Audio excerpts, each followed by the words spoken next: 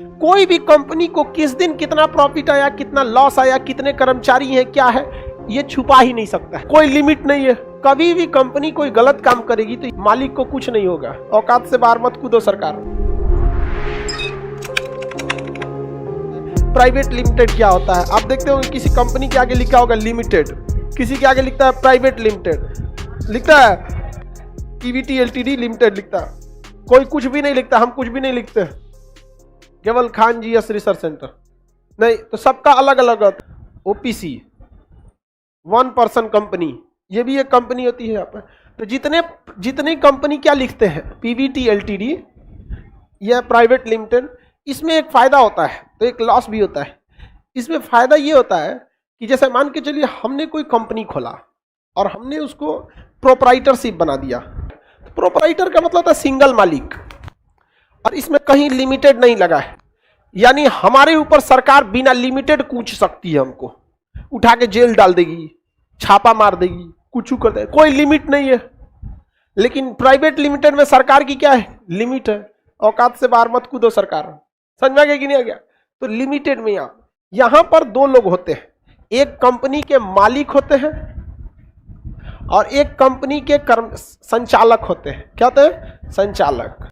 मालिक जो होते हैं वो शेयर होल्डर होते हैं। क्या होते हैं? Share holder. और कर्मचारी जो होते हैं काम करते हैं। सीईओ मेन काम करेगा, सीटीओ टेक्निकल संभालेगा, सीएफओ बैलेंस शीट संभालेगा। तो इसमें सारी चीजें अलग अलग होती हैं। समझ में आ गया कि नहीं? कभी भी कंपनी कोई गलत काम करेगी तो ये लोग पकड़ाएंगे, मालिक को कुछ नहीं होगा। और यहां मालिक भी वही है, संचालक भी वही है, ए टू जेड वही है। ये सब चीजों को हम लोग माइक्रो इकोनॉमी में देखते हैं। आप खेती करते हैं तो उसमें पूंजी चाहिए, बीज बोने के लिए, खाद डालने के लिए, पानी डालने के लिए, कटिया करने के लिए क्या चाहिए? पूंजी। पूंजी के अलावा भूमि चाहिए कि गमला में गेहूं बोएंगे, वो भी जो भूमि लेगा तो भूमि चाहिए कि नहीं चाहिए?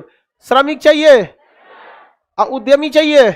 अमूमन जिसका खेत होता है वही उद्यमी हो जाता है और वही क्या हो जाता है? श्रमिक हो जाता है। समझ में आ रहा है कि नहीं आ रहा है? वो क्या हो जाता है? प्रोप्राइटर हो जाता है। पब्लिक लिमिटेड बना के क्या खेती कीजिएगा? दुनिया में जो भी कंपनी प्राइवेट लिमिटेड लिखती है, ये सारी की सारी company MCA, ministry of corporate affair, MCA में रजिस्टर्ड होती है।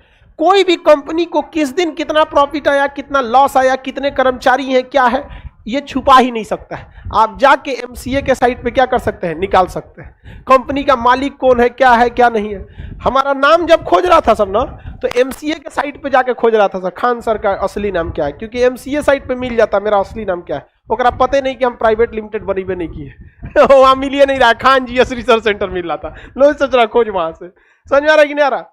आगे बढ़े। बहुत फायदा होता है प्राइवेट लिमिटेड का। बाहर की कंपनी कभी भी प्रोप्राइटर में कोई आपको इंटरेस्ट नहीं दिखाएगी, क्योंकि आप अकेला मालिक। अब प्राइवेट लिमिटेड बना देंगे ना तो लोग आपके पार्टनर बनेंगे, भागीदारी बनेंगे, और आपको क्या करेंगे?